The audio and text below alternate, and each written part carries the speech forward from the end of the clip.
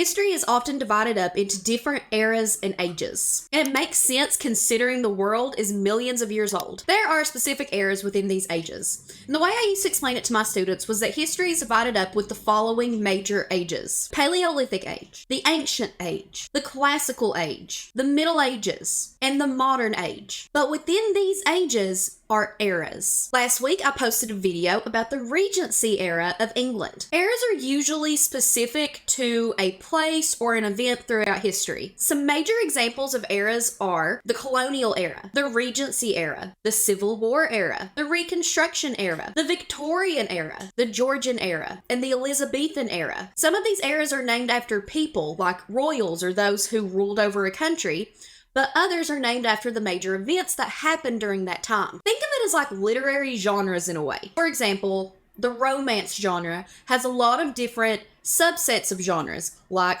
sports romance, paranormal romance, dark romance, and a lot of others. So think of eras as kind of like genre subsets. If the Middle Age is the time age of the genre, then some of the subset genres of this would be the Regency era, the Civil War era, the Reconstruction era. Those eras would be like the subset genres of the modern age. Today's story focuses on a British monarch who reigned for 45 years. During this time, England went through one of the most glorious monarchical reigns of all time. This time from 1558 to 1603 is often referred to as the Golden Age, as it was a span of time characterized by relative peace and prosperity, as well as a booming of artistic, literary, and intellectual culture. This boom was so successful that it's often referred to as the English Renaissance. Under the reign of Her Majesty, Queen Elizabeth I, the Elizabethan era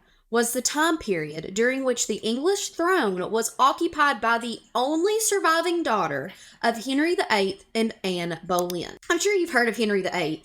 You know, he's the guy who started his own church in England so he could get a divorce. He's also known for, unaliving a lot of his wives. Actually, Henry had Elizabeth's mother, Anne Boleyn, executed when Elizabeth was only 2 years old. So Elizabeth was born to Henry VIII and Anne Boleyn, and at that time she was declared, the heir to the throne. She was added to be part of the succession to the crown. Well, that was until Anne and Henry's marriage was annulled, because, she was not alive anymore.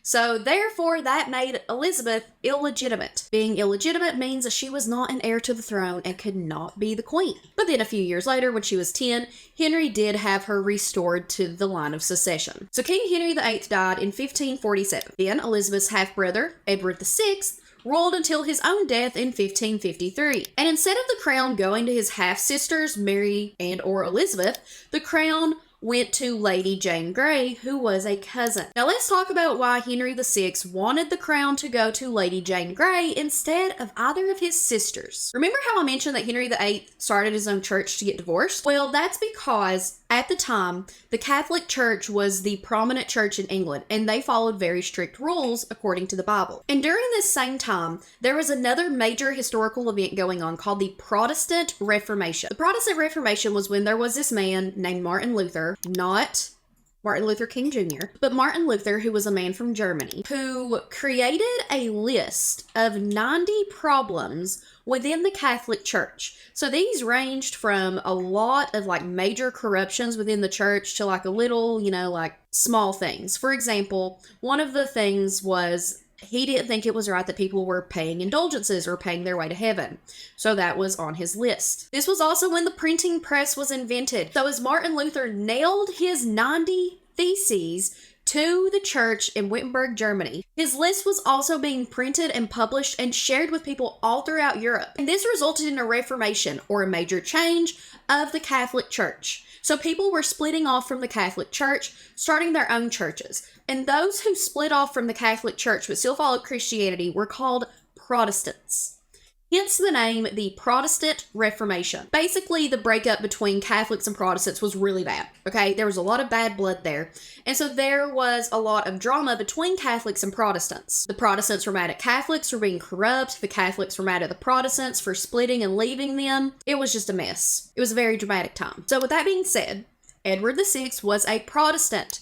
while his sisters, Mary and Elizabeth, were Catholic. And when he died, he didn't want the throne to go to a Catholic, so he had it written out that he wanted the throne to go to a cousin who was a Protestant, and that cousin was Lady Jane Grey. But within weeks of his death, that will that he wrote that he wanted Lady Jane Grey to, be the queen, that was thrown away. And not only was it thrown away, but Jane was also executed, so Mary got the throne. And during Mary's reign, Elizabeth was actually arrested at one point for suspicion of hanging out with, Protestant rebels. So now we're in 1558. Mary died. So if you're keeping track, in less than a dozen years, 4 monarchs who were supposed to rule England, or who did rule England, died. So it was then in 1558 that Elizabeth took the throne and set out to rule by good counsel. She depended heavily on a group of advisors. One of her first actions as queen was the establishment of the English Protestant Church, where she became the supreme governor. And that was to evolve the Church of England. So Elizabeth was part of a family called the Tudor dynasty,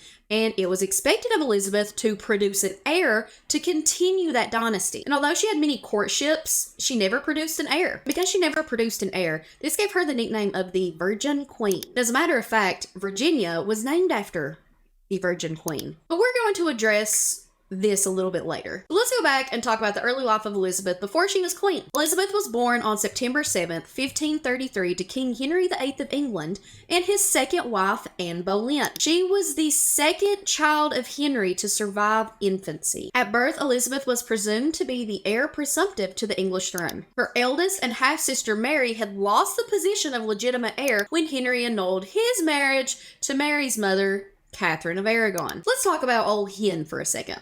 Old King Henry VIII. Henry wanted to leave Catherine of Aragon because Catherine gave birth to a daughter. So Hen wanted to leave Catherine because he thought he could have a son with somebody else. He wanted to make sure he continued the Tudor dynasty. Henry blamed his wives for giving him daughters, but we know today that it is not the female who chooses the gender of a baby. Anywho, back to Liz. When Elizabeth was almost 3, her mother was beheaded. Elizabeth was then declared illegitimate because, her mother was beheaded. So she was deprived of her place in the royal succession. 11 days after Anne Boleyn's execution, Henry married Jane Seymour. Jane died the next year, though, after the birth of their son Edward, who was the heir apparent. Well, he got a son, but at what cost? So growing up, Elizabeth learned how to speak many different languages, as well as studied math and philosophy, and she was also extremely witty and clever. But she was known as having a bad temper. Wonder who she gets that from. So in 1547, Henry VIII died, and Elizabeth's brother Edward became king and became Edward VI. Edward was only 9 when he became the king. So at the time that Henry died, he was married to a woman named Catherine Parr. And Catherine soon married a man named Thomas Seymour. He was a baron. So the couple decided to take in Elizabeth and raise her because she was orphaned. And that was such a good thing for them to do. They were such good people. But during this time, it's said that Elizabeth went through some kind of emotional crisis that forever changed her. I mean, I would also probably go through an emotional crisis if I was living her life. And the relationship between Elizabeth and her new guardian, Thomas Seymour, was pretty freaking weird, to be honest. So apparently, when Elizabeth was 14 and living with them, Thomas Seymour would participate in horseplay with Elizabeth. That's what we'll call it. So it's said that he would enter Elizabeth's room while he was still in his pajamas. This would be, early in the morning, late at night. And he would tickle Elizabeth. Not only would he tickle her, he would let his hands roam around her body. Elizabeth did not like this. She disliked it so much that she would wake up early and hang out with the maids to avoid confrontation with Thomas. She did everything she could to avoid these morning visits. And let's talk about Thomas's wife for a minute, Catherine Parr. Instead of her telling her husband, stop being so weird, she just joined him a few times. So she accompanied Thomas to these tickle fests, and there was even once where she held Elizabeth down while Thomas cut off her nightgown into 1,000 pieces. But Catherine had had enough when she caught the two in an embrace. She put an end to that wicked affair right then. And in less than a year after that, Elizabeth was sent to live somewhere else. Thank goodness. In that same year, Catherine died in childbirth. So Thomas was out looking for a new wife and had his eye set on somebody. Yeah, he was intent on marrying Elizabeth. He tried his best to somehow involve himself with the royal family. One of the people that worked with Elizabeth, her role was governess. Her name was Cat Ashley. And she was actually really fond of Thomas. So Kat tried to convince Elizabeth to marry Thomas. She was like, "Oh, he's gone through so much. He lost his wife. He just needs somebody to comfort him and be there for him. And you should do it, Elizabeth." And Elizabeth was like, "No, he does not need me. He is not that sad of his wife dying if he's out here chasing me." So in January of 1549, Thomas was arrested and imprisoned in the Tower of London on suspicion of conspiring to dispose of his own brother so that his brother's wife could marry the current King of England, Edward VI.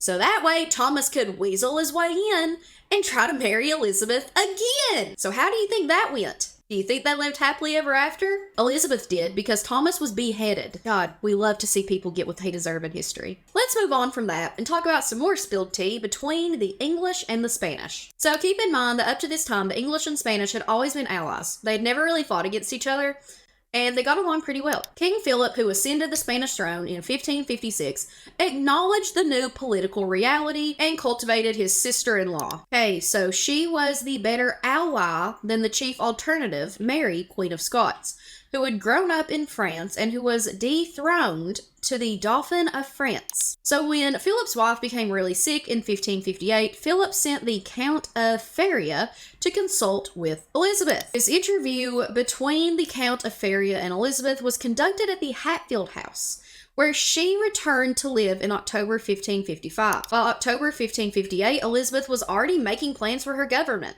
and Mary recognized Elizabeth as the heir on November 6, 1558. So Mary, Queen of England at that time, died on November 17, 1558. That made Elizabeth become the queen when she was only 25 years old. Her 45-year reign is considered to be one of the most glorious in all of English history. During this time, there was a secure Church of England that was established, and its doctrines were laid down in the 39 Articles of 1563, and there was a compromise between Roman Catholicism and Protestantism. Elizabeth's reign also saw many brave voyages of discovery, including those of Francis Drake, Sir Walter Raleigh, and Humphrey Gilbert, particularly over to the Americas. Because remember, I told you that Virginia was named after Queen Elizabeth, the Virgin Queen. These expeditions prepared England for an age of colonization and trade expansion, which Elizabeth herself recognized by establishing the East India Company in the very end of 1599. The arts flourished during Elizabeth's reign as well. Country houses such as Longleat and Hardwick Hall were built. Miniature painting reached its high point. Theaters thrived, and the Queen actually attended the first performance of Shakespeare's A Midsummer Night's Dream. The image of Elizabeth's reign is one of triumph and success. The Queen herself was often referred to as Gloriana, Good Queen Bess, and the Virgin Queen. Elizabeth never wanted to get married. She chose to never get married, because if she had chosen a foreign prince, he would have drawn England into foreign policies for his own advantages. Then marrying a fellow countryman, someone from England, would have drawn the Queen into factional infighting. Elizabeth never really wanted to use marriage as a political tool. She didn't want to be married to someone who would impact domestic or foreign affairs. Pretty reasonable, pretty fair. So Elizabeth gained the nickname the Virgin Queen. She was presented as a selfless woman who sacrificed personal happiness for the good of the nation. Because Elizabeth remained unmarried, some people compared her and her virginity to that of Mary from the Bible.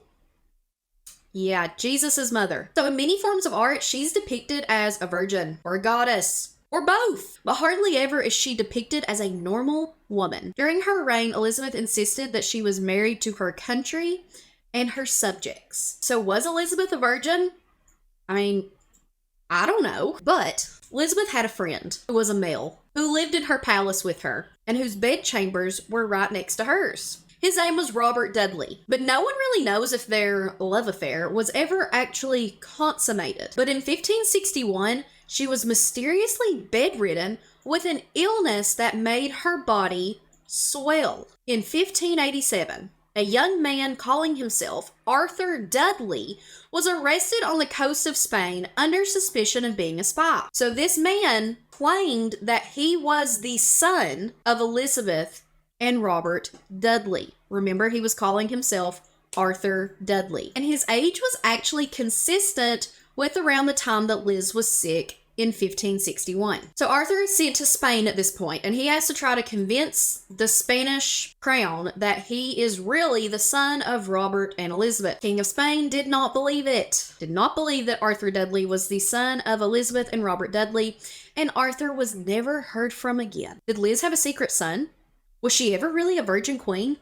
What if we named Virginia after her for no reason? So later in her reign, Elizabeth addressed Parliament with the so-called Golden Speech of 1601, when she told the members of Parliament, "There is no jewel, be it of never so high a price, which I set before this jewel. I mean your love." She seemed to be very popular with the vast majority of her subjects and seemed to love them very much. So the Elizabethan era is the time period in England in which Elizabeth I ruled.